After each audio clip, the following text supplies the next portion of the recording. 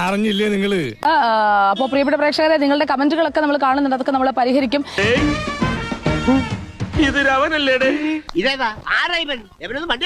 അയ്യോ അമ്മാവന്റെ മോനാ കല്യാണ ചെക്കൻ. എന്റെ മേക്കപ്പിന്റെ കാര്യം നമ്മൾ പരിഹരിക്കും. അപ്പൊ മേക്കപ്പ് ചെയ്യാനായിട്ട് കൊണ്ടുവന്ന ആൾക്ക് അങ്ങോട്ട് എന്റെ സ്കിൻ ടോൺ ഒന്നും പിടികിട്ടിയില്ലാന്ന് തോന്നുന്നു, അതുകൊണ്ട് പറ്റിപ്പോയതാണ്. അയ്യോ അല്ല, മുഖത്തിനൊരു പോതരവ് കിട്ടാൻ വേണ്ടി പെരട്ടണ കുഴമ്പ്. മേക്കപ്പ് ചെയ്യാനായിട്ട് കൊണ്ടുവന്ന ആൾക്ക് അങ്ങോട്ട് എന്റെ സ്കിൻ ടോൺ ഒന്നും പിടികിട്ടിയില്ലാന്ന് തോന്നുന്നു, അതുകൊണ്ട് പറ്റിപ്പോയതാണ്.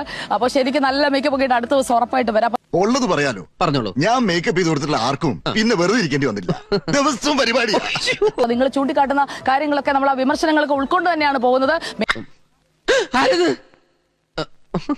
ഞാൻ തന്നെയാ. മേക്കപ്പ് ഇട്ടാലും ഇല്ലല്ലോ, ഞാൻ തന്നെയല്ലേ, നിങ്ങൾ തന്നെയല്ലേ. അപ്പൊ കുറച്ചു നേരം നമുക്ക് ഇങ്ങനെ തന്നെ തുടരാം.